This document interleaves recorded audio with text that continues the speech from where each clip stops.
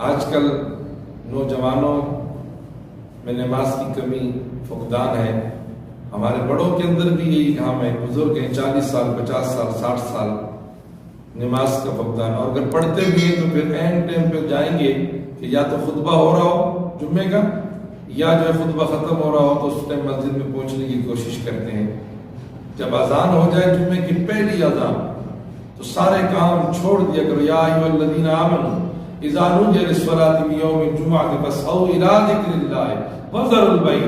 تمام کام چھوڑ دو, خرید و فروخت بند کر دو, اللہ کے ذکر کے لیے روانہ ہو جاؤ. اور مسجد میں سب سے پہلے یقین مانے نمازی کا پروٹوکول یقین مانے کتنا عظیم ہے کہ گیٹ پہ فرشتے کھڑے ہوئے نمازیوں کے نام لکھ رہے ہیں کہ فلاں آ رہا ہے فلاں آ رہا ہے. اندازہ کرو, تمہیں اپنا پتہ نہیں ہے کہ نمازی کا مقام کتنا بلند ہے, کتنا بلند ہے کہ فرشتے جو ہے گیٹ پہ کھڑے ہوتے ہیں جمعے والے دن اور الحمدللہ ہر نمازی کا نام لکھ رہے ہیں کہ اس ٹائم آیا اس ٹائم آیا.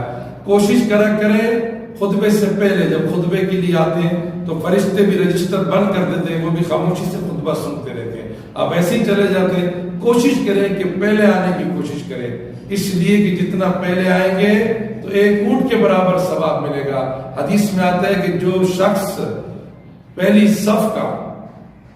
صف کا اگر وہ فضیلت جان لے, مقام جان لے اور افضلیت جان لے, یقین مانے کہ وہ ایک دوسرے سے لڑتا ہوا پہلی صف میں آنے کی کوشش کرے گا. جبرائیل امین عرض کرتے ہیں یا رسول اللہ اگر 3 دن 3 راتیں مسلسل بارش ہوتی رہے اس کے قطروں کا تو حساب لگایا جا سکتا ہے. جو پہلی صف میں ہو آ جائے اس کا حساب نہیں لگایا جا سکتا. تو کوشش کریں کہ پہلی صف میں مسجد میں آئے تو اونٹ قربان کرنے کا ثواب ہے, پھر گائے قربان کرنے کا, پھر بکرا, پھر دمبا, پھر مرغی, پھر انڈا. تو یارو کچھ تو ایسے بھی رہ جاتے ہیں. تو کوشش کریں ادب کے ساتھ گھر سے وضو کر کے آئے مسجد میں اور سر پہ ٹوپی رکھ کر آئے. مسجد کی ٹوپیاں پہن کر کوئی ننگے سر کھڑا ہوا ہے, کوئی مسجد کی پلاسٹک والی ٹوپیوں میں نماز پڑھ رہا ہے. ارے نادان, اپنے گھر سے آؤ نمازی بن کر تاکہ فرشتے تیرے لیے دعا مانگے, ہر قدم پر تجھے نیکی ملے.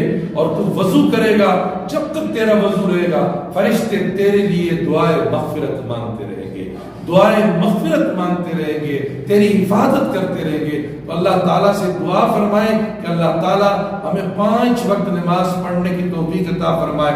ہر شخص کوشش کرتا ہے کہ میں کامیاب ہو جاؤں, میں کامیاب ہو جاؤں, فلاں ڈگری حاصل کر لوں, فلاں ڈگری لے لوں, فلاں کام کر لوں, فلاں فیکٹری میں فلاں جگہ پہ میں کامیاب ہو جاؤں گا تو مجھے جو ہے کامیابی مل جائے گی.